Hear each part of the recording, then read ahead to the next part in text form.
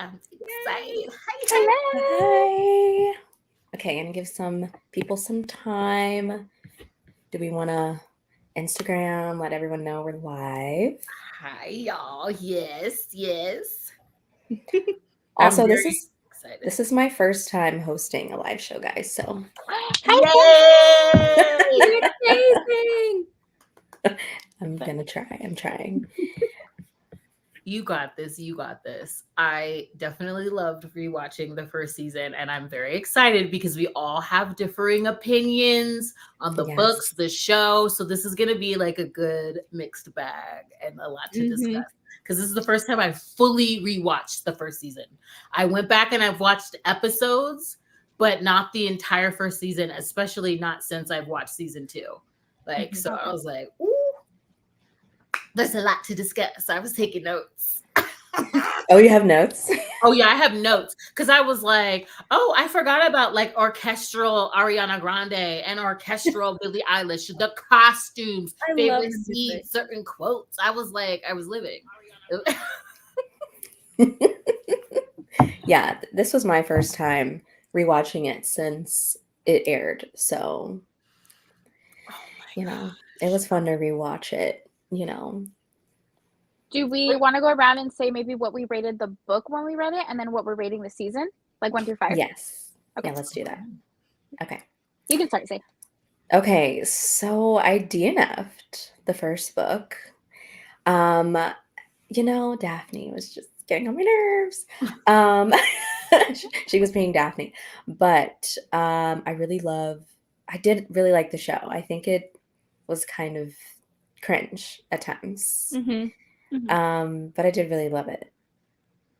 So Cool. My name is Tiffany. I go by TikTok's pages and Never Let Pixie on Instagram.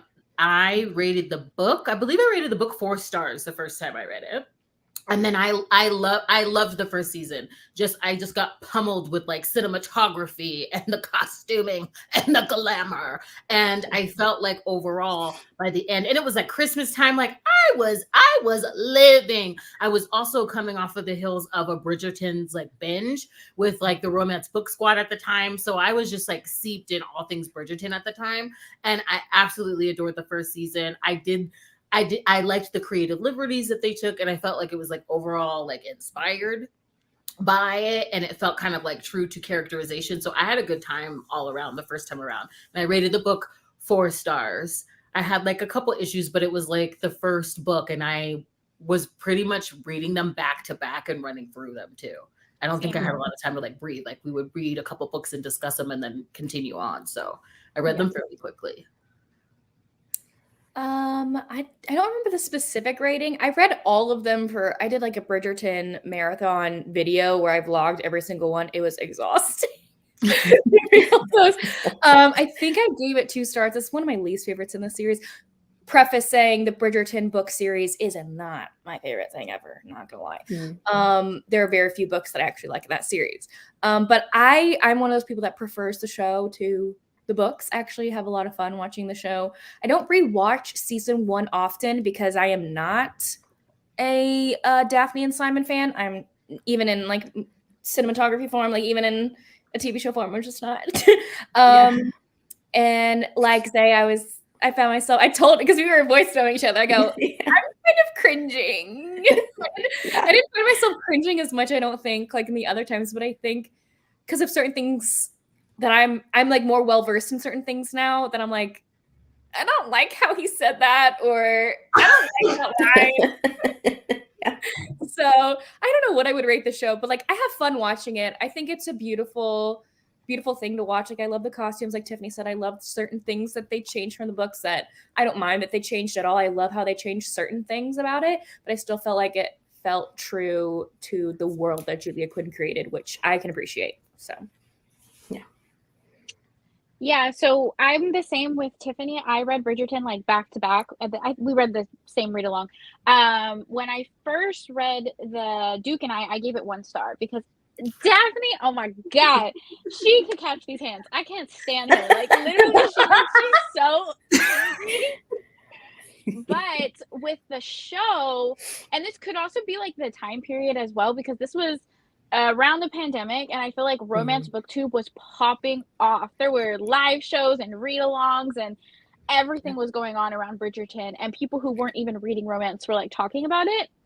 So if I were to rate the show, I would give it like a 4 out of 5, because I actually, yes, it was cringe, but I like when things are like campy and cringy, because it's just like, again, the cinematography, the dresses, the music, the setting, like I love all that stuff. So yeah, 4 out of 5, even though I hate Daphne.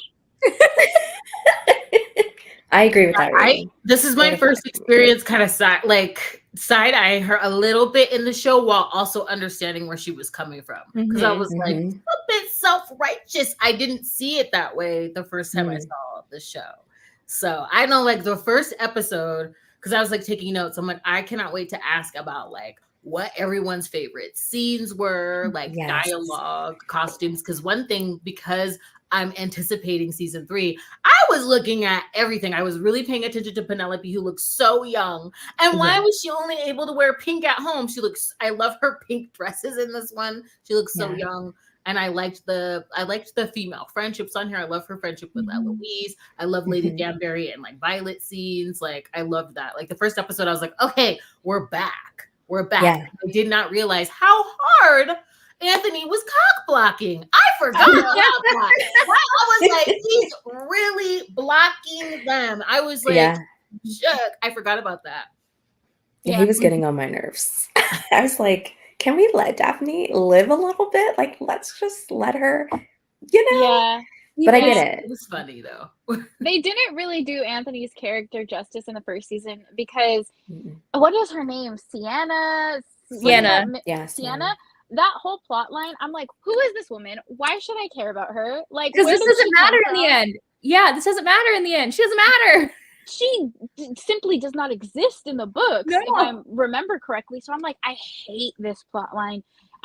He just seems so like playboy, and like he can get his rocks off, but his sister can't. And I'm like, why did they do this to Anthony? Right. They really did. It's even worse with the whole stupid thing where he like sets up the betrothal to the gross guy. Oh, Nigel! I was so excited when he got knocked out. Get out of here, dude. Like, you want your sister to be with him for the rest of her life? Are you blind? I mean, because watching it this time back, like the first time I saw it, I was like, okay, Sienna, what's going on here?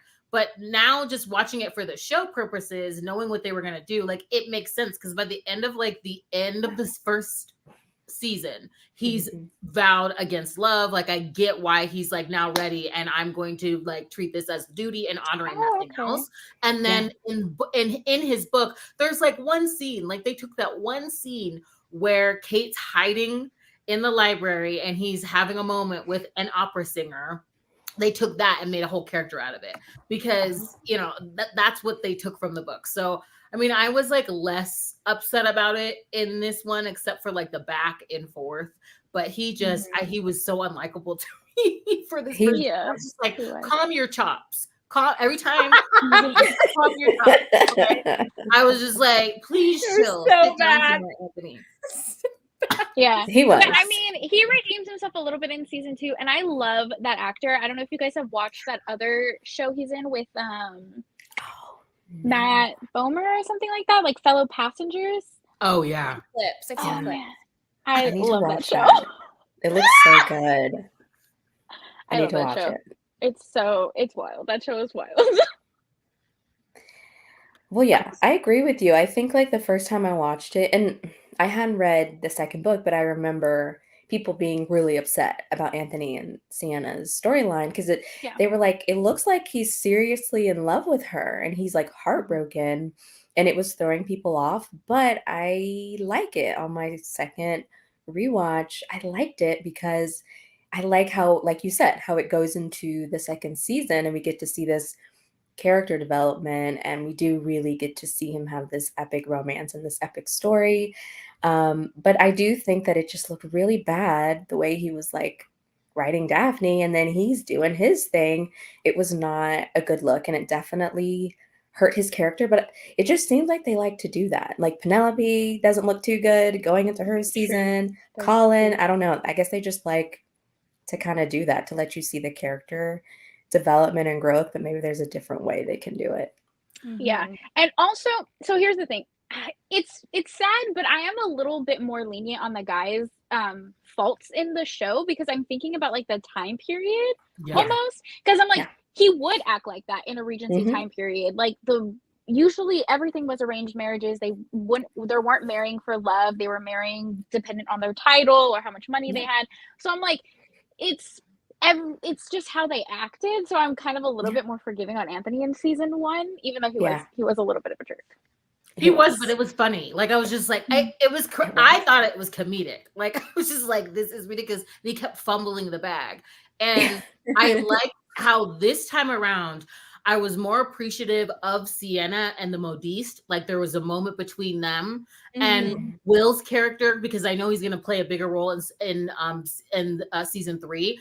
I really was more appreciative of the side characters that weren't of nobility, because it really showcased the sort of like bubble that the Bridgertons are in, and their mindset and their standing within society, and how you have all of these scenes where even between like Simon and Anthony, like when he digs at him not being able to, not knowing what it takes to run a family because he didn't have a father, he didn't have a good father, like these things that they miss because of the fact that they come from this big family of love, that takes in Daphne's consideration. Because you're right, Samantha, like he wouldn't take her account into consideration. Like, this is for the family, this is the match.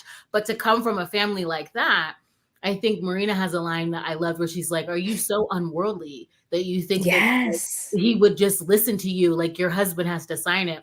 I think I was paying attention to like those just like differences of like their mindset and where they came from, and not being able to understand the other people around them this time around, as opposed to the first time. Because there were so many instances where that happened. And even like with Eloise and Penelope from the beginning, where she explains to her, like, you're a Bridgerton.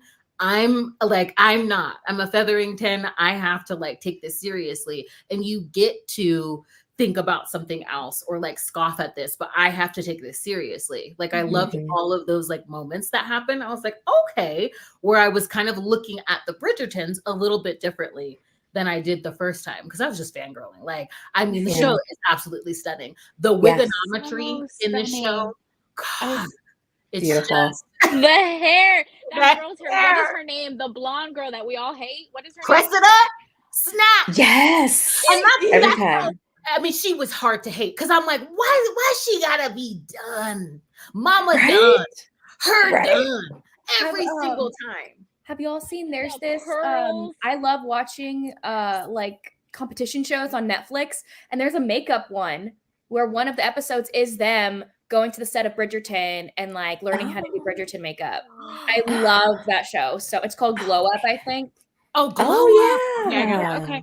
That's so funny that you say that, because I remember the first time I watched the show and just looking at Daphne's skin and being like, oh my God, I love this so much. She's gorgeous, the actress. And her makeup artist did like articles on what she was using. And I remember buying the products because I was like, I need to get it together. Right. There's like a whole like competition of like they have to like do it live before they like go and perform. And like you get points off if it is too shiny. Like that wouldn't be like what it looks like back in the day. That does not look natural. They don't look like they're not wearing makeup. I love it. I love it. Oh, I love it. Especially when her lady's maid, when she was like, do you want me to use my proprietary blend? Or like on her cheeks, like the rouge, like that was new. I was like, get it. Okay. Yeah. It's definitely like the production value, the budget was insane. The setting, the clothes, the music, everything, that was insane. And it got like put up a notch for Queen Charlotte and the second season, I feel like. It really did. I also was like really upset with the clown behavior that I saw of Eloise in the trailer release, because I forgot about that scene where Cressida spills on Penelope like that. I was like, no. I feel like Eloise is playing the game. Our girl is she's not gonna do us like that. I don't know. She said some pretty messed up crap at the end of season 2. Yeah, she did. They both. I would like to believe that she's playing, but I mean, never say that. Like, I don't know. She could be. Yeah, she could be. People are really mad about that. I feel like they both felt bad because there are all these shots of of Eloise. Supposedly, I don't know if she's actually looking at Penelope, but she she looks sorry. But I don't know why she was so buddy with Cressida. I did not like seeing that shot. I was like, what is going on? But you're right. I didn't think about it like that. Yeah. Speaking of Penelope, I forgot how quickly they moved the plot along. Do you guys remember what book we found out who Lady Whistledown was? Book 4? Her book. Why did we learn this in season 1? I know, we were all pissed about that. When I was upset about it too. Yeah, I'm like, why are they revealing that now? Like, what are they going to do after her season? Like, because in book 4, like, it is revealed in book 4. Well, I think they did it because, you know, Bridgerton was really like a risk. I mean, who knew how it was going to do? True. And I think that they just did it to kind of keep the buzz, because I remember that's all people kept. Oh my gosh, like people who didn't read the books, aren't romance readers. My friends were like freaking out, and it made them want to watch a second season. So from a TV perspective, I do think that they released it early. They probably regret it because of how popular it is. But at the time, who knew if it was going to do well? I mean, I've never really seen anything like Bridgerton. Bridgerton really like went there with their scenes, and I mean everything about it is like so that's different. true. Yeah. When I was watching the second time, I was like, did they not know if they were getting picked up for more seasons? Because it just seems so early to announce who Lady Whistledown was. I think I watched an interview with Julia Quinn a while ago. I can't remember when I watched it, but I think one of the reasons why they chose to do it in season 1 is because they kind of wanted to reveal it instead of people going and finding out about it themselves, just Googling from it. The books. That's true. That's a good point. Mm-hmm. But they could have changed it. So, yeah, you know, I feel like that's like, you guys could have been a little better. You could have changed it. I mean, you could have done it because they changed the second book. That's true. They changed it. I'm thinking of like Pretty Little Liars when they got like. Oh my gosh, that whole messed up crap. I followed every single beat of it too. I love. A kept switching up too. It was everybody. Everybody, everyone at the same time. And you kind of think of like Gossip Girl. Like Gossip Girl was released at the very end. They could have done it like Gossip Girl. And I don't know if that person was really Gossip Girl in the books. I'm not sure. But I will say it did serve for like it had an undercurrent for season 2 now that we knew. And then her season is gonna be like there's gonna be a lot of pressure on her because now Eloise knows her secret. Yeah. And is she going to keep it now that they've had a falling out? Like, there's going to be a lot going on, and she's trying to get out of her mama's house, so it's going to add to a lot. But I was so surprised too that they revealed it at the end. Yeah, I mean, in season 1, the audience knows, but Eloise doesn't find out in that moment, right? No, because the carriage drives away before she sees her. Right. Yeah, so I'm like the audience knows, but not all of the characters do. So I guess it's fine. Yeah. Yeah, it is. But it was just I was surprised. I remember when I watched it, I was like, they just revealed that already? But it was good. It was a good scene. It was a strong ending and made me really excited. But I thought it was an interesting choice. Yeah. I think Marina was an interesting choice as well. She's from book 5, and they bring her into season 1. Her storyline, which has like it's kind of a sad ending in the books. They brought that in to season 1, and I was like, what is going on here? It was wild. Like whoever crafted that was like a genius, honestly, in my brain. Because that's not what they did in the books, because Marina does not know the Featheringtons in the books. I don't even know if her name was Marina in the books or whatever. Like that's just her character. It was his wife, I think. Philip's wife. And that whole thing about her having a long lost love at the war, like that's not a thing either. And like you could like now we know what's going to happen, and it's devastating because I actually really loved seeing. I didn't love Marina in the season, but like because of certain things. But I loved seeing her character growth, and I just felt so awful for her. Like, me so too. Awful for her. Wow, I didn't know that they did that. I really liked her storyline. I thought it was. I mean, I don't know. The Featherington storyline is annoying to me. Like especially in the second season, I'm like. Go away. I want more of Kate and Anthony. Like, but like, I don't mind it as much in the first season. I guess they needed to do something. And if you're a fan of Shonda, then you know that she does this. She has a few different storylines going on at the same time. So I thought I liked Marina's storyline, but I didn't know I that like that was Marina's Shonda's wife. storyline too. And so a lot of people's, whenever I say that I hate Daphne, people's argument is that Daphne was, had agency and she took her life in her own hands. And I'm like, no, Daphne was manipulative. Marina had agency and was doing Yeah. her best with the situation that she was given. I was like, Yes. Daphne was just manipulative. I agree. Yes, I agree with that's you. definitely that's a good point. That's a good, yeah, that's an excellent point. So you don't like TV Daphne either? No, I don't. I don't like TV Daphne. The scene that really pisses me off with Daphne is obviously the scene with her and Simon. But I was so mad that she got mad at her mom. Like she was blaming her mom for not telling her, how sex worked or how babies were made or whatever conversation they were having. And I was like, you do realize like her mother did that to her and her mother's mother did that to her. And it was generationally a problem, a systematic issue. And like your job as a woman is to recognize that and change it for your children. But instead she was just placing the blame on literally everyone else except her. So she could have read a book. You know what I mean? She could have gotten a book and read. Call up one of your married friends and be like, girl, what's the tea? What is the tea? Like, that's a good point. That scene was so heartbreaking because I was like, oh, when she was like, you could have given me something other than prose and poems. I was like, oh my God. But it's funny because, before that, it's not until she gets the actual proof in her hands of his letters to his father. Mind you, let me just backtrack. Episode 2 broke me. I forgot about all the flashbacks. Oh, me too. Oh, yeah. Little boy. It made me sad. I was so broken. Tough. Like literally his mother was just like a womb to his father. That broke me. And so like one of my favorite scenes is Lady Danbury speaking to him as a little boy.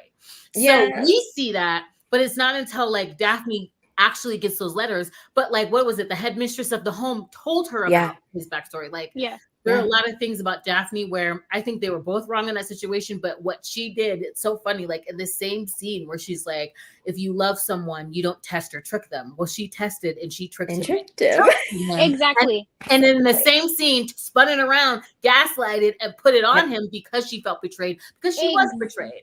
Exactly. And the thing is that Simon never tricked Daphne. Simon was very upfront in the fact that he didn't want to get married and he didn't want kids. That was the whole fucking reason. That was the whole reason.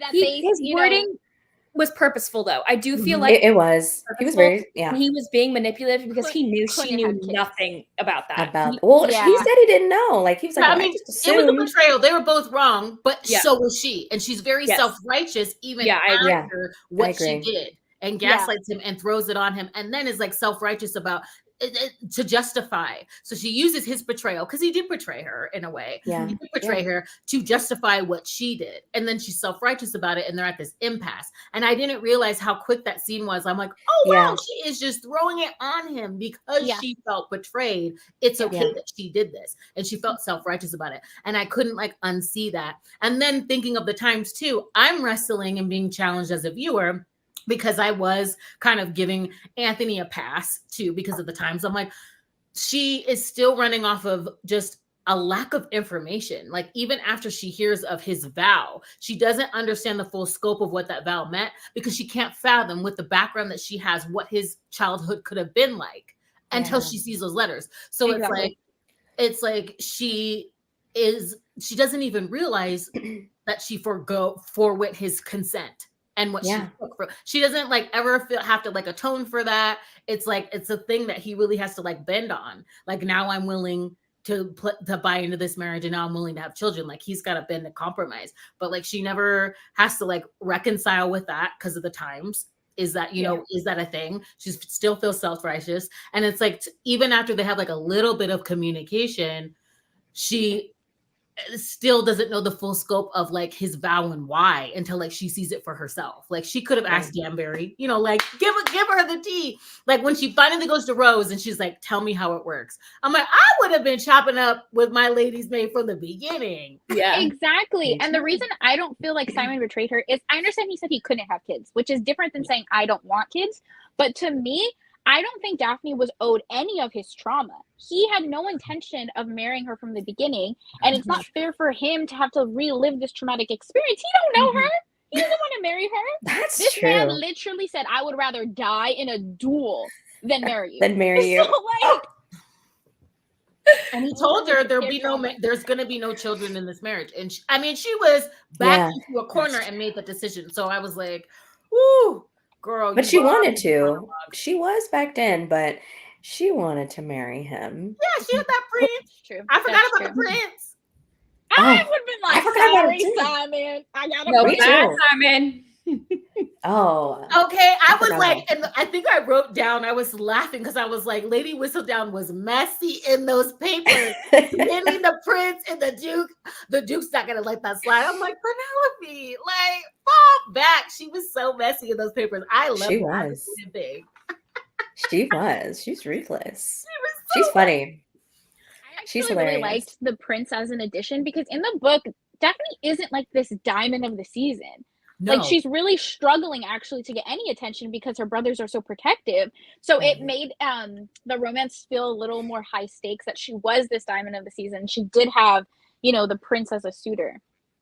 And finally, too, like I think they brought a tiny bit of that in because I love where she's like named the diamond of the first water, but no one's coming to her house. I'm like, yeah, I did. I like that. Yeah. Well, I think it's interesting. A lot of people say the second season lacks in romance. And I didn't feel a lot of romance in this book. And in the first season, like, I don't know. I felt like, I don't know. The first time I watched it, I was obsessed with Daphne and Simon. But this time I was like, can y'all do something else? Like, all y'all doing? Like, can y'all talk? All y'all doing is screwing. And I get it. He's fine. But I'm just like, our toxic about this is too much, honestly. And he's just hammering into her. I'm like, can we just do something else? Like, can y'all talk? I don't know. Can y'all fall in love? Like, you need to talk to each other to fall in love with somebody. You can fall in love with their body, sure, but you're not in love with them. Sorry. Yeah. I did like their communication. I liked when they're working out their deal and their negotiations. Like I did like them poking fun at the conventions of the times together at balls. When they're dancing together. Yeah. And like talking while promenading. Sure. Like I thought that was pretty natural. And I liked it before they got married. Yeah. When they get married. When they got married, I loved their lot of that relationship. Kind of like friends to lovers. Yeah. You know what I mean? Mm-hmm. And I love the speech that Simon gave to the Queen about. That's what I was gonna say. I was like, that to me was more romantic than the whole burn for you situation. Yeah, like, when he was talking to the Queen, I was like, that was a cringe moment for me, by the way, Samantha. The burn. That was another like. I don't like it. I don't like it. I cringed at the flower petal scene with Daphne by herself. I was like, why isn't this working for me? Like it was just her like. I just don't like how I was just like, I should be into this and I'm not. I was like, I'm not feeling this like petal thing. I was like, what is going on? And it almost felt like he was white fanging her like in historical romance because he tells her how to do it. She does the scene thinking of him. And then right after he's rejecting her and saying like, I'm done with this situation. I don't, he tells her, I don't owe you anything. We aren't friends. Bye-bye. I was like, ooh. Yeah. My only like hot scene that I liked was the one in the rain. I love that one. I love that. Oh yeah, that's a good one. But I don't know. I realistically thinking about it, like but also good. I remember the first season. Now I understand why you guys are saying cringe. I love things that are cringe and campy because I'm here for a good time. But the scene that everyone was freaking out about was the spoon scene too. And then watching that back, I was like, imagine being on a date and this man is full on. Right? No, that's like, no. Like, what are you doing? Police. I'm on a date and this man, like, ew. Yeah, there was just some moments, but I agree with you, Avery. That's what it was. Before they got married, there was so many good scenes with them. Like you could feel their chemistry. The banter was amazing. It was natural. The way Daphne was looking at him was like, she was just like mesmerized by him. And Simon was by her too. When they got married, I I didn't feel it to the very end. Yeah. To the very, very end. And I was Yeah. like, I would have liked to see this a little bit before. So that's Yeah. something that I changed for see me. that. I think the reason for the first season I didn't feel that is because I was like, Simon is so fine. I was just He is. like, oh my God. He is. He pissed me off too much, though. Honestly, he pissed me off. Like when a character pisses me off too much. I'm never the type of person to like. I don't like men that are like, my dad was awful, so I'm never gonna have children. I've never liked men like that. I'm like, y'all, you are yourself. You are obviously not your dad. You've learned from your dad's mistakes. Your kids are not gonna be like what you went through, obviously, because you know better. Yeah. I could see that in a contemporary setting, but it doesn't bother me in a historical setting only because I'm like, those generational cycles haven't been broken quite yet. If you were to read a contemporary and Simon was acting like that, he would not be a cute hero. Same thing as Anthony. I guess I can't separate the time period in my head. I can't. I don't know why. I can't. That makes sense though. I understand that. I think it helped me too, like since I was literally binging it. His second episode really made me understand why he was adamant. Because I was like, these flashbacks are a lot. I'm like, this is a lot. His father was horrible to him. So I'm interested to see how I'm gonna feel about the flashbacks that we get in season 2 for Anthony as well. Because those really like worked for me. And of course, like I think my favorite character on the show is Lady Danbury. I love Lady Danbury. Me too. I love her. I also love the Queen. After watching Queen Charlotte, I have a new appreciation and respect for her. But going back just really quickly to Simon, I agree with you because the first time I watched it, I was like, he's kind of getting on my nerves. Like, you're not your dad. But that's his example. He doesn't know. I mean, that's your dad is your parents are your examples. And so he didn't know, like, how can I be different than my dad? Like that struggle with that. I definitely understood that more the first time. And I would have liked for us to actually see him work through it. Like Daphne was just, convincing him and talking about it and manipulating. I wanted him to come to that conclusion on his own. I wanted him to be able to explore that. And I would have liked to see it. And Daphne took that away from him. Yeah, I agree. And having children doesn't solve toxic issues. Like realistically, they had that child, but they still had no communication over those toxic things. They never had a conversation. So now they're just continuing the toxic environment for their child. But it's like that very stereotypical of like they rode off into the sunsets and got married and had kids. Exactly. And never went to therapy. Yeah, exactly.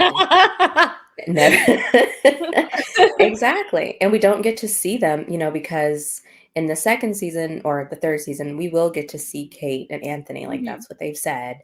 So I know people were upset about how season 2 ended, but we'll get to see more of it, but we won't get to see any more of Daphne and Simon and work through anything, so that's kind of it. Yeah. And I think I forgave Simon's transgressions a little more because I was like, you poor baby. This woman assaulted you. Yeah, pretty much. Okay, so a speech about why it felt justified. Yeah. Like that. I was like, I just didn't like either of them, honestly. I feel like both of them have their issues like issues, like faults that I feel like y'all dumb, fucked up, or messed up, whatever. Like, I think that's why I liked it more so. Like that scene was not that it wasn't like hard to watch, but I was like, okay, so no one is right.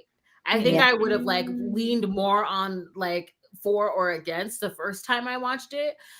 Because the books are so sharp in my mind. And there's like another nuance in the book of him being intoxicated. Yes. That's a whole nother element that we took out of the show. So this makes it a lot clearer, or there's a strong choice in the show. But and this time around, I'm like, well, everybody's wrong. This is so complex. Like they're both wrong in the situation. So that like made it interesting for me. And then also I think this time around, I kind of understood, maybe because I've seen season 2, like Lady Featherington, like just those scenes were just so comedic to me, and she's like ruthless. But I saw it even with Marina, even though the woman cutthroat. I also saw her more as like caring though. She's like, I'm trying to get you set up, girl. Like I'm trying to get these thoughts of whimsy, like this man ain't here, like this is what can happen to you. I'm trying to help you out and help herself, because whoever she is for Marina is gonna help them and their finances. So like, I don't know, I was like paying attention to Lady Featherington more, and Will, because I don't know what they're gonna do with the club, because he's stepping out of like extravagant carriages. They're dressed up, you know, in the season premiere, like promo shots and stuff. So, but I was focused on Miss Lady Featherington. I thought she was hilarious, but also just like, I agree with you. I didn't mind her that much. And so I'm curious to see how I'll feel, because I was so annoyed in season 2. But I think I just wanted all of Kate and Anthony, because they just, every time they're on screen, I was just like, I just want to stay with them because they're hot. Okay. I don't care about the Featheringtons, but I am curious to see. Maybe I'll have a different like opinion. Yeah. And what about Benedict? I think that I hope that they are setting up baby. He's with women that, you know, are like not adjacent to the conventions of the time. Like he's exploring. And I really love the scenes between him and Eloise in this first season. I'm like, these are, oh my gosh. I didn't want to bring him up, but that's my man. I love him so much. My favorite scene in the entire season 1 is when Eloise comes in and is asking how a woman gets pregnant. Yeah. And Benedict is like, don't look at me. That's such a good scene. I also hate how it's no fault to the show or book. I hate how these women weren't freaking educated, and all the men knew everything and the women knew nothing. I'm like, it takes two to tango. You know what I mean? Like, I hate how these women weren't educated in the same way. That's why I loved the Den of Iniquities. That was such a short scene, but Lady Danbury's Den of Iniquities, I was like, this scene is so much fun. Can we get a storyline on this? All of the wives, they're gambling, spending the money. And that was a lot of fun to just see like women just being women in the time, like they're gambling hell. I was like, this is fun. I like that scene. It's like we might not know everything. We not might be told everything, but we have our own power, kind of thing. Yeah, and we ain't trying to have them up in our house. I'm happy. Like, well, remember, like, what was it? The captain's wife or whatever. She's like, he's never home, and I like it that way. Yeah. Yes. That was a good scene. We need like that scene in every episode. I just need like them and like every, just a scene with the girls. That table of power. I was like, this is awesome. Yeah. So the romance might have not been the strongest, but I feel like I loved the siblings bond. I love the side characters. I feel like, but also with Bridgerton, I have strong feelings about the series in general, because I definitely feel like this show is pandering to people who aren't romance readers. Yeah. Right. And I feel like honestly, Bridgerton was kind of detrimental to the decline of historical romances, because it's trying to get romance readers or contemporary readers to be interested in a historical romance plotline. So then when you get actual historical times and historical romances, they don't do as well. Yeah. So that's just how I feel about that in general. That's very interesting. That is a really good point. Yeah. Well, I remember the first time I watched it, I don't care that the characters are not, the right race or whatever as they were in the books, but I was like, man, it does kind of bother me a little bit that they don't touch on it. Like, it's fine, we can act like this is like a fairy tale, this is its own thing. And if you watch Queen Charlotte, they do touch on it a little bit more, which I really liked, and I would love to see that incorporated into the show. Like I said, we can act like Bridgerton is like this made up, I'm fine with it, but it did bother me a little bit. I can't help but feel a little bit like, man, this is not real. Yeah, like, this is, it bothered me too. Yeah, because Simon and Lady Danbury had like a very small look, and that was it. Yeah. There was one mention of it, so that's when it started to bother me, because I was like, either we're gonna lean into it, then lean into it, or don't. Because when she talks about when her speech on love, and that's why he should follow through with Daphne doesn't land, she talks about their position within society. So I was like, are we going to touch on this, or are we just going to touch on this? Like, are you going to lean in? That's when it bothered me, because I was like, you burst the bubble, so like now let's expound upon that. And I guess they chose Queen Charlotte to do so, but they had to, right? Because the queen, like, you can't really ignore it, and it is prevalent. It is a heavy thing that is discussed in Queen Charlotte. So I like that they kind of did talk about it there, but But It's come on. interesting. Yeah, but come on. And I hope they will with Will's storyline in season 3 because he's in a lot of promo shots. So I'm like, He is. and they did Yeah. You're say, I right. forget what I was watching. They did tease that he would be having a developing storyline. So it's got to be okay. tied in with that. Okay. Yeah. I I didn't know remember that. too in season 1, I was upset, not upset, but it was just something I thought. Because I remember in the promotions, I honestly felt like they were queer baiting a little bit because the promotion in Yes. every single promotion was the scene where Benedict walks in and sees the, Mhm. the two of them together. Yes. And that was like a blip in the entire season. Like it was never Yeah. discussed, it was never explored. So I was like, yeah, this definitely feels like queer baiting, just a tiny bit. Yes, A that lot has of been it. discussed. Absolutely. I've seen that, a really big critique, because there's a lot of like theories being thrown around about Benedict and what they're going to do. And Yes. that has been a very prevalent conversation that the show, I mean, I need some answers on, I need some clarification. Like, I don't like that either. That's a good point. Yeah, because it was in every promo. Yeah, it was. Yeah. If they don't Yeah, have Sophie, I'm gonna riot. Like that, like I'm all for inclusion. Obviously, I'm not for inclusion. I love inclusion. I think the show does a great job at including all different types of people.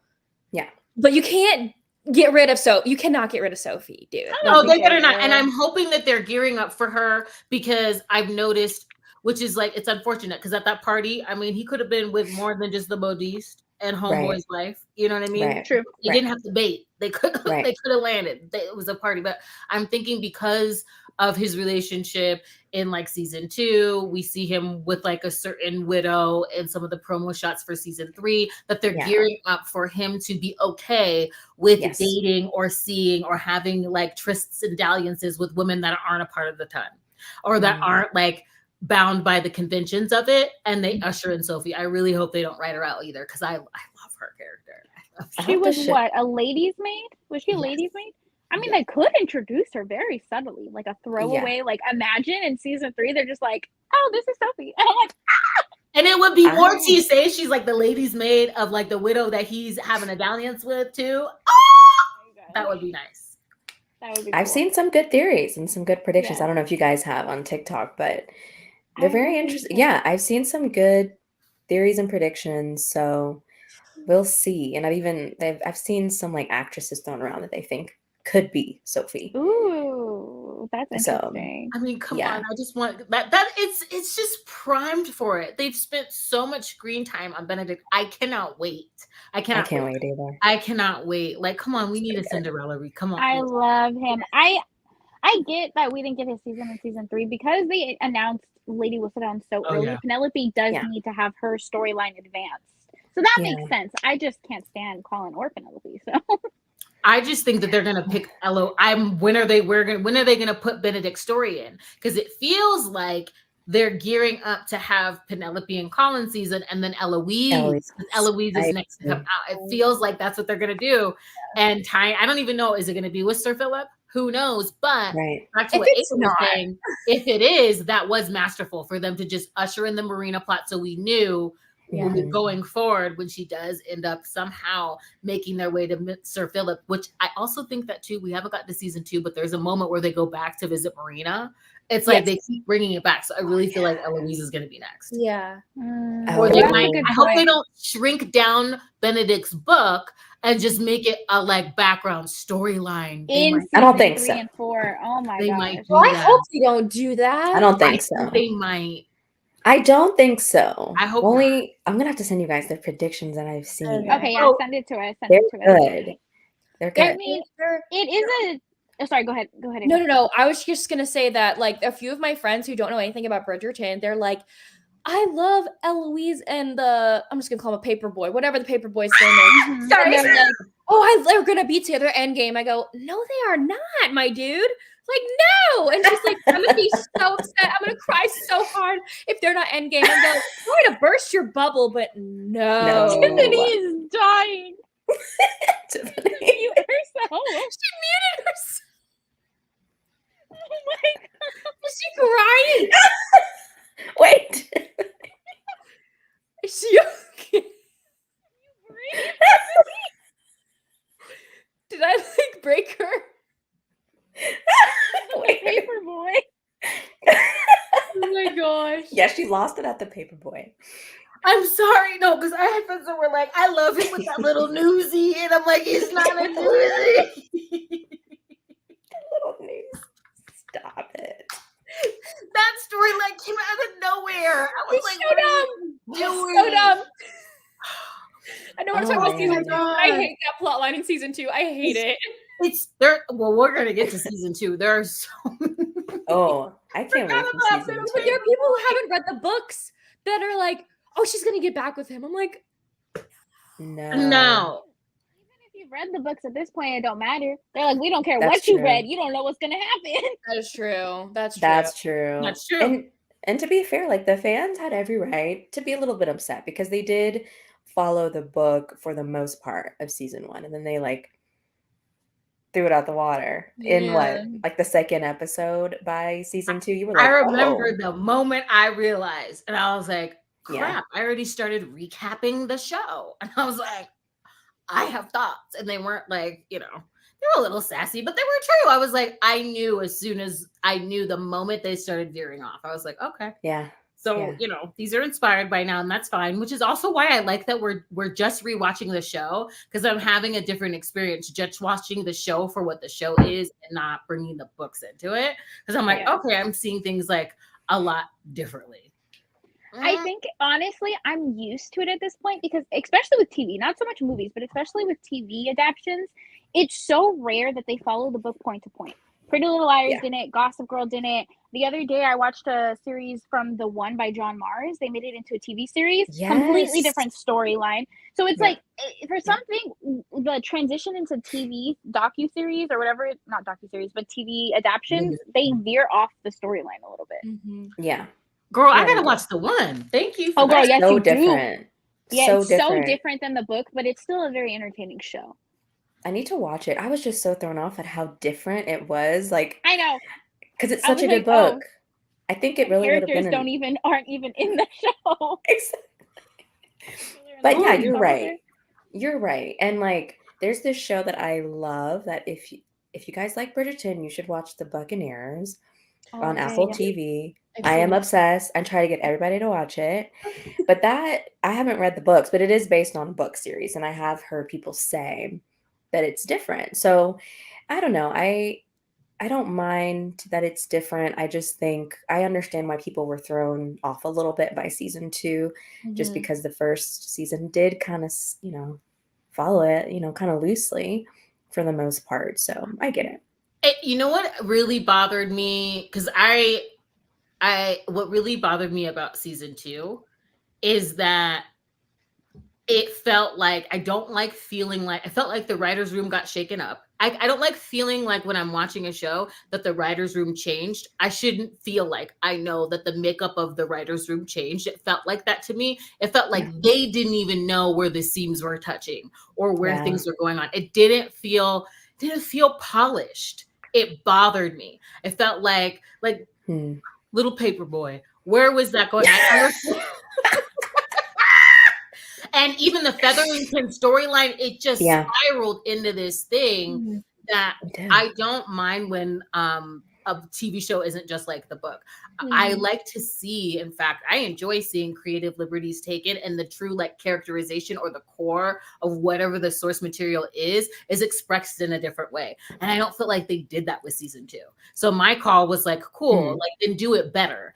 And I don't think they did it better than the book. So that's what bothered me. And I was like, we'll have to see season 3 and so on and forward for me to realize what we were saying with Marina, if that comes to pass and that informs Eloise's storyline, then great.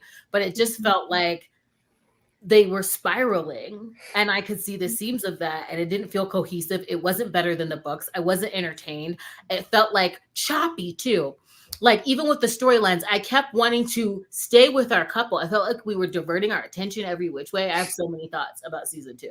Yeah, I can't wait because I loved season 2. I'm a season 2 lover. So, but I also it's gonna be good. After season 1, I feel like in general, it's interesting you said about the writer's room because you are, a part of the industry and that kind of stuff.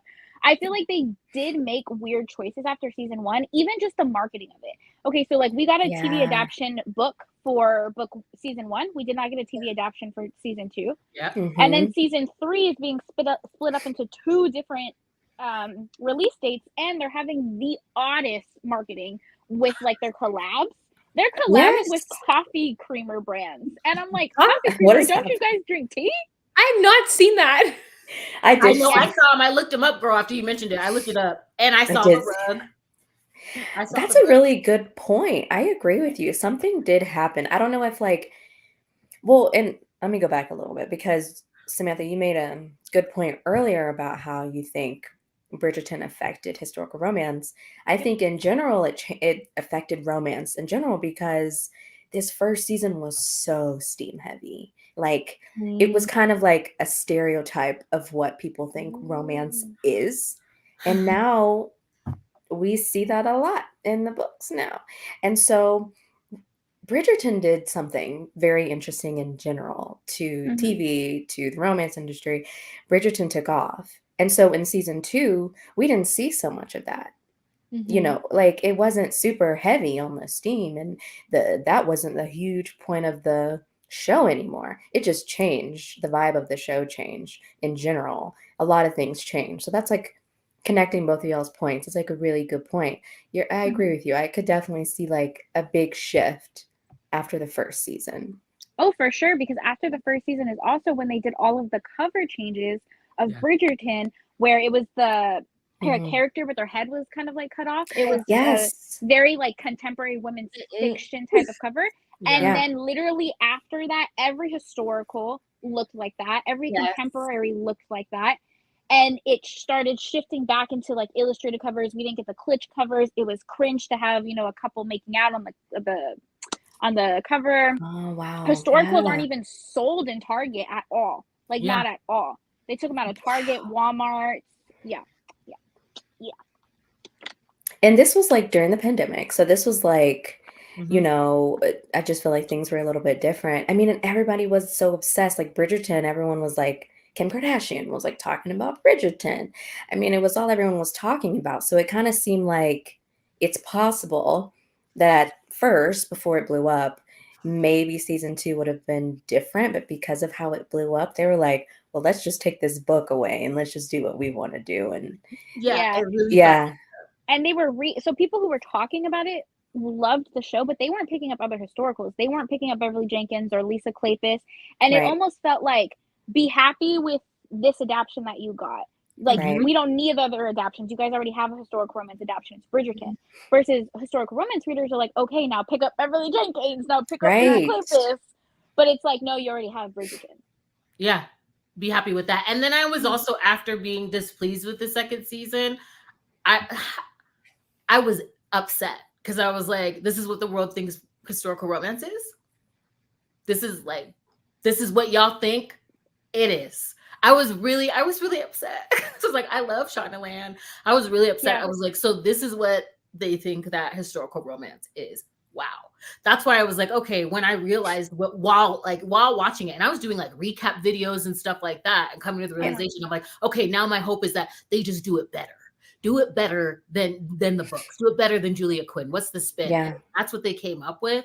Love triangle with her. There are so many things, like the salacious like drama where it was steam heavy. It was like scandal heavy, Right. and Yeah. just like muddled with that, and frenetic with the editing and the storylines. And we didn't get resolution here. And by the time we land and where a character is at, we're picking up with some more drama. It just felt like almost like a Gossip Girl in a historical setting. It just Yeah, it was that's all what over they the place, did. and I was like upset that was the impression that everyone was getting on historical romance. Mhm. And like, even when reading scripts, I'm like, yeah. So now I'm like, can we get like the Bare Knuckle Bastards on screen? Can we get Yes. Rebels on screen? Can we get Post Runners on I want the Ravenels. I want the And you're right, Ravenels. Samantha. It's like, well, you guys have Oh, that. that'd be so good. Yeah, we already have it. That's how they feel. And I remember after season 1, before season 2, there was a historical romance signing. They have this signing every year, apparently. in California, and it's all historical romance, only historical romance, and it's like a whole week too. You can either go to the free signing. That's one thing, is the signing is free. What you pay for is like the workshops, like some authors do workshops. So Julia Quinn was at this signing, and Is that when you met her?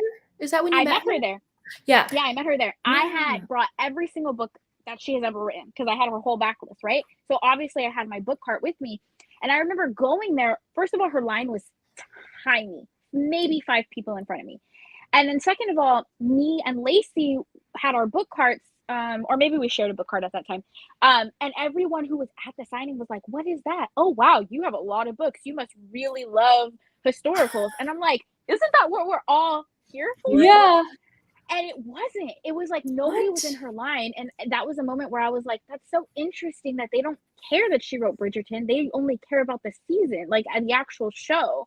Like they're not connecting, like she wrote all of these books. She wrote the scripts. Yeah. And people were literally like shocked that me and Lacey had so many books. Very different from like a book bonanza signing. They were like shocked that we had so many books. Wild. And that's crazy because, you know, too, people are just picking up, like I've watched, like people are just picking up book 4 to get ready for season 3. It's not going to be anything like that, but they're just picking up the book that's attached to the season, which, like, you know, if you're new to it, you know, you're new. And I'm like, I'm happy that people want to read the books, or they're picking them up, or they're like interested. Or I've had friends that are like, okay, what's something like Bridgerton, but a little darker? I've gotten questions like that from friends. Like, well, what do you recommend that I pick up? Or friends that are like, you know, all I hear are, you know, comments about like a Colleen Hoover or whatever. What would you recommend? And so I think it's gotten people to pick up more books, but it's really interesting how there's been like a shy away from historical romance now, to where like they're not even like keeping historical romance authors like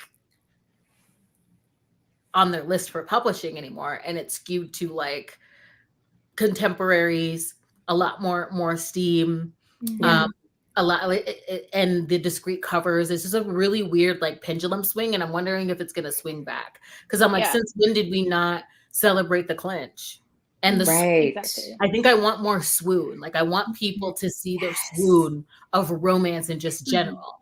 And and even when I hear like the press junket right now, and when they're interviewed, they first thing they ask, is it going to be steamy? Like, are there, you know, are we going to get that spice again? Like that's what they're focused on. And I kind of want them to put the swoon back on the screen for people to see. Like, this is why we pick it up. We want those like moments. I love steam. I'm always gonna think that that's a critical part of a relationship, but like I want it to be coupled with that, you know. So it's like, I don't know. And that's what Bridgerton is known for. And the second season didn't really have that many, but it was high on the drama, which the second season felt very Shonda Rhimes, you know, very, very high on the, like, I remember when we found out that Shonda was pretty, I was like, oh, we'll see how this goes, because she brings the drama. And it wasn't so much like that the first season. So I'm very curious, just from the looks of the season 3 trailer. I don't know. I can't tell. Like it looks kind of high on the drama, but it looks kind of swoony. That's a good point. There's a lot going on in that trailer. There's so much going on. Hey, Monica. Yeah, I want the swoon.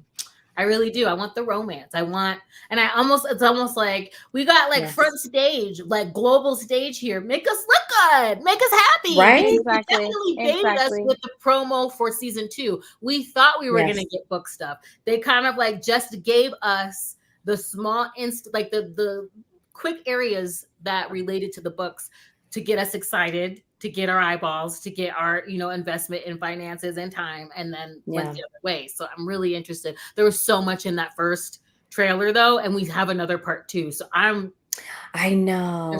I don't like that they're doing that. Netflix is doing that a lot lately, and it's just making me mad, but it makes me kind of nervous. Obviously, like after the 4th episode, there's going to be some kind of cliffhanger to make us want to stick around for the second part of this season. So I have noticed that Netflix I have a theory has been doing that. What's your theory?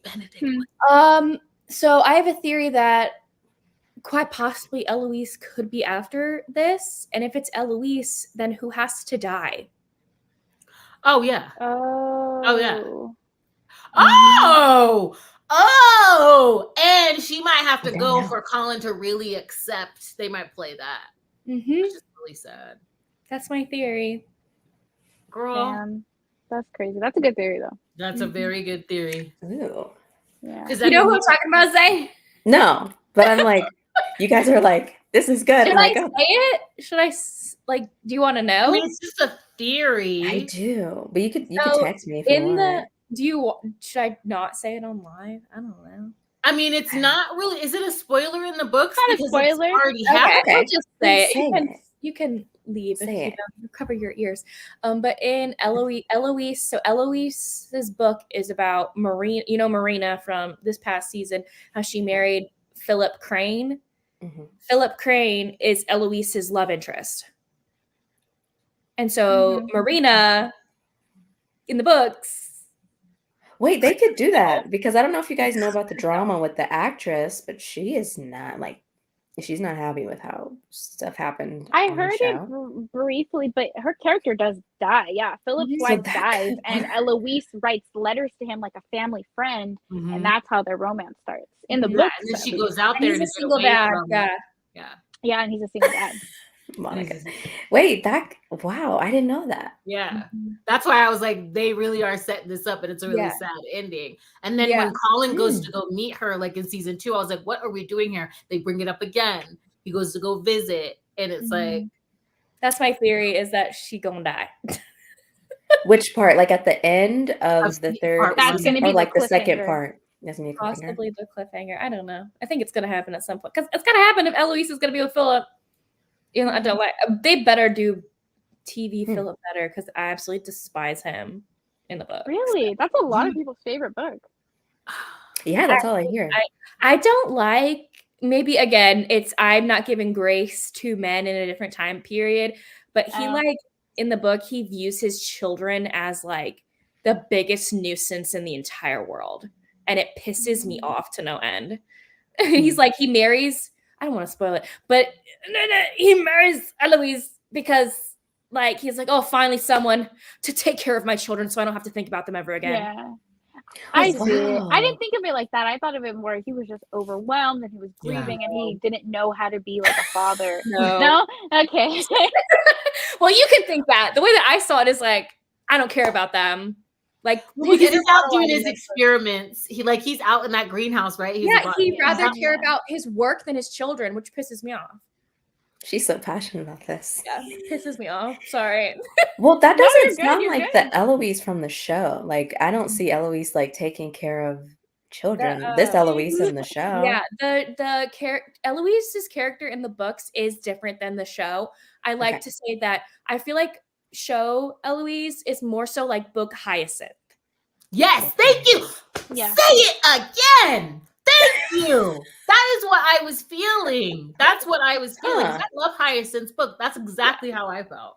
Yeah. Like Hyacinth is what Eloise is trying to be in the show.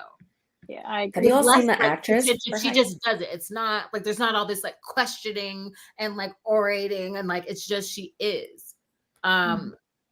Which is what Paperboy calls Eloise out for. Is he not a paper boy? What is he? I don't know, but my friends were calling him Newsy, and I just died. Well, that's so interesting. Really good. I do like her book. Her book is good. I like it because I think I like to say too that like I don't like the Bridgerton books because I like hate all the Bridgerton men. All the love interests that are not Bridgertons, love them. Besides Simon. I don't care about Simon. But like all the other ones, I love them.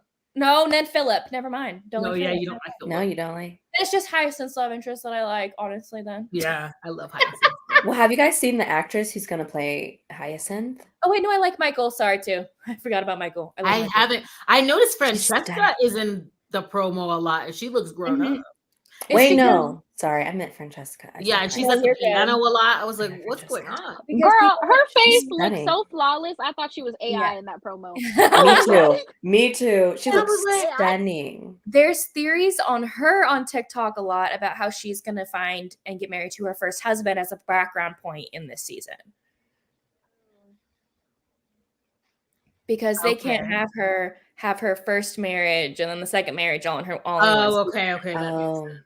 so she gets married. So that's You know what Yeah. Zay, by the way, her book with Michael, like that's her because her husband dies that she was in love with, and then that's her relationship with his cousin. Is her Okay, book. so where does she fall? Like, which book is hers? Is she the last book? No, Gregory's last book. Crazy. Third to Okay. last. Mhm. Okay. Because then And it's how- Hyacinth. Because remember, Marina tells her the equivalent of Clueless. Okay, where it's like, you know, the equivalent of you're a virgin who can't drive. When Marina says that Colin sees you no different than he sees Eloise or even baby Hyacinth, that line took me out. I was like, that was so mean, Marina. That was so mean. And then we know what Penelope does after she makes that comment. You know what she does after that? She goes and shows out all Marina's dirty business to everybody. Okay. She said, was okay. shady. That was Penelope. so shady. I was like, this is. But the way that she's just like able to hide it, like everyone, like literally Eloise is talking to her about it, and she's just like, I'm like, wow. Oh yeah, I love when she's Penelope. gaslighting her, and Eloise has all of her evidence on the thing, and she's like, "Oh." Interesting. There's so much. I just don't know how they're gonna do all of this, honestly. Like, Mm-hmm. because I don't know if this is true, but like I heard after the actor from Simon, the actor who plays Simon didn't want to come back. Now it's like they tell them you have to stay in the seasons. That's what I heard. It could be wrong, but I heard that is like a part of the whatever. Yeah, And I'm like, well, I can see them doing that to Anthony. I understand that, but I don't know A about the other contract siblings. would make sense, but the thing is, it's not like they're not able to work other places because No. Benedict is all over Broadway shows. He's in all types of Shakespeare plays. I would die if I was sitting there and Benedict was on the stage. We gotta find one for her. We gotta find one. Yes, because you're in LA. Curtain call. Oh yeah. Oh my gosh, Samantha, you know what would be the best thing ever is if that man was in Phantom of the Opera and you went and saw that. Literally die. He would make the perfect Raoul. Oh my god, that's perfect. And That then could Anthony happen. did Fellow Passengers or whatever the hell that's called. I think it's called Fellow Passengers. Well, no, like not like that they can't do anything else, but that they have to come back in Oh. Bridgerton. It's That's a what I check. heard. You know, That A they like check is a have check. to come back. And I don't know in what capacity. You know, I don't know if because that's you can't true. just keep seeing Daphne. Like the second season, we just saw Daphne with that baby. I'm like, where's the Duke? Where's your man? Because in the She's first not season, gonna now come I back. just really like realized she kept saying like, my man. I can't go by myself. My brother's been thinking it was weird. We gotta go here. We gotta go She there. wasn't So doing it was a that. little odd in the second season. I know we were distracted by the cute baby. Yeah. Where I was, but I was like, where's your man? It was very obvious that he wasn't there. But some shows, whenever an actor drops off like that, they'll recast them and then they'll almost make a little like third wall hint, like, "Oh, you look a little different." Yeah, and then they move on. I feel like they should have just done that. Yeah, I don't think Daphne. I don't think the actress is going to be. From my understanding, she's not going to be in the show anymore. Well, have you guys seen who people think should be recasted? No. Gosh, what's his name? He's from How to Get Away with Murder. Oh, if you guys my have ever God. watched that Is show. it Dean from Harry Potter? Dean Thomas? Yes. Oh my god. My man. I love him. He'd be great. I'm like, let's do it. Let's recast him. So fine. I love him. I'm not opposed to it. I know. I think that's genius. That's a good one. TikTok, I love they're good. That's my favorite I've ever heard because I love that actor. Me too. He's good. I get leaving them behind too because it's like they're not as prevalent. I just bad, Daphne. I'm not gonna miss you. Don't let the door hit you on your way out. Woo. I was laughing too, like when she's getting the tour of the new home and like the headmistress is like, "Oh, she was the perfect Duchess," and she side eyes her. I was like, "Oh my god." I was not impressed. I was like, well, lady, you snubbed everybody in the town by making it a three-way tie. Okay. Exactly. There was just so you should have many picked things. one pig. Yeah. That's tough. She's just, it's gonna be interesting. Oh my gosh. I am excited for I want them to do it right. I liked Penelope's character. I loved her in the books. I did. So Do you like her in the show? Like, do you like what they've done with her character? she's a lot more what is the word? Like, I like season 1, she's innocent. I love her in season 1. Like, she's innocent. She's like Is like she?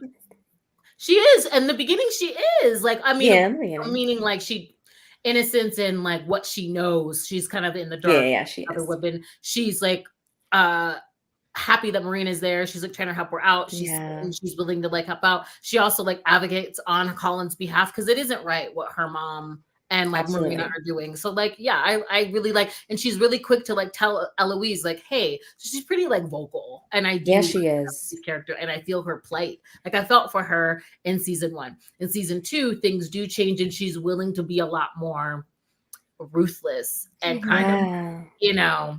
I don't like how they did that. But it seems like they kind of like to do that. Like I said, with Anthony, he was so annoying in the first season. And then in the second season, when he popped up, I was like, oh, I forgive you. He looks so good. I was like, I forgive you. Yeah, they cut the shot. Yeah. He's like, but have we seen, y'all, like the way that Colin looks? Stop it. I know. That scene? Yeah. But the way that Colin's looking? Yeah, I was like, this is what? I mean, the actor himself is attractive, but I don't know. I don't really care for his glow up. Really? No. His eyebrows, to me, he just looks like a fuckboy. He just looks like this white boy that's gonna leave you on red. Still has the hinge app, even though he's in a 2-year relationship. Oh my god! I just don't like that. Like, in every shot, it just looks like he's confused. Like, she's got to explain to him. You know, like, I don't like that. Like, she's got to explain. Like, I'm not waiting for you. She seems like she's angry. That's what it is. He dumb. Like she's angry. He dumb. I don't mess with a dumb man. No. Yeah, and that's what I'm saying. Yeah, and I agree with Monica too. Like, that's funny. I do like Penelope in the books, but like book Colin is so dumb. I can't stand romances in men when like you have like the most like beautiful, best woman you could possibly think of right in front of your freaking face. That part. And you're so stupid. You're so dumb. Like, and then all of a sudden, that's why I hate him. He puts on a pretty dress and everything changes. Like, yeah. Or she loses a few pounds and now you finally notice her. Ooh. Yeah, that's my problem with Penelope because like she's gonna have this glow up and then he's gonna be noticing her. Exactly. No, but I think like it's when it's the glow up coupled with the speech. That's across the board. Books, TV show. Like if a character has to explain it to him while looking flawless, that pisses me off. You should just, you know what I'm saying? It's the speech because he still don't get it until she lets him know. I heard you. I know. Then Colin just gives me the ick, and then Penelope gives me insecure, and I feel like I don't ever believe in their romance because I'm like, you guys would make sense as like your first relationship, and y'all have like a steamy time, and then y'all break up and realize you're toxic and move on. You know what I mean? That's a good point. Like, to me, they give first relationship vibes. They don't give like end game. To me, they give end game, but after like Colin is Sir Philip's age. Colin is now like 10 years older. That's what they give. Time has gone by. They give like 10 years after he's been married. Say if he had married Marina and was in love and it didn't work out, and he's like, he's traveled, he's grown, he's now like he needs to mature. He needs to write the books. She just needs to write. I like that. But what is Penelope doing during this time? Because she can't be waiting on later him. in life as a man, where she knew all along. Then it's like, is she even willing to entertain this? You know what I'm saying? So he's got to grovel. Yeah, there's got to be some grovel. Kind of how I see them. But that's not how it went in the books or how it's going in the show. But that's like their coupling makes sense like later. After Colin went through Monica!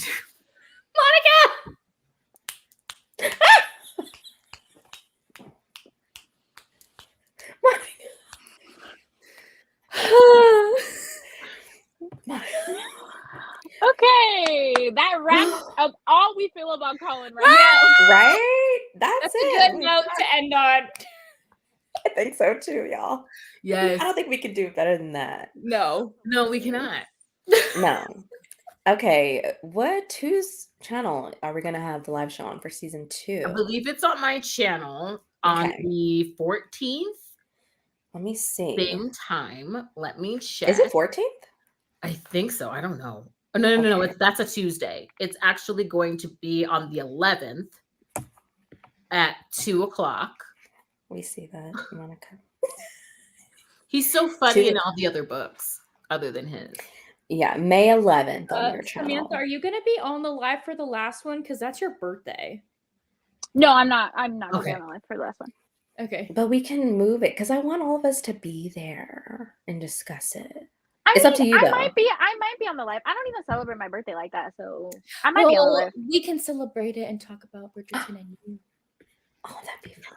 It She's could be, like- We could talk. it could be a Bridgerton Tiffany birthday knows. party. It could be a Bridgerton birthday How I feel party. about my birthday. A virtual Bridgerton birthday party. Yeah, so it's Alright, like chill. alright. I guess I'll agree with that. We're Okay. gonna be dishing. I have. Oh, girl. And Y'all, there's- I think like we're gonna have feelings. I think it's gonna be Interesting. I'm Yeah, excited. and we'll have Christy there too.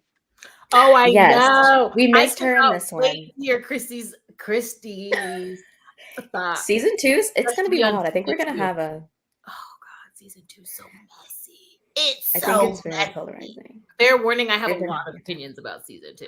Like, Yeah, I'm ready for it. it's gonna be Me fun. It's gonna be a good time. Well, thank you all so much. This is my first time hosting, so this was fun. Thanks for watching, and we'll see y'all in our season 2 discussion. yes. All right. So, Bye. Bye. May 11th, 2 p.m. I'm ready. I got it marked up.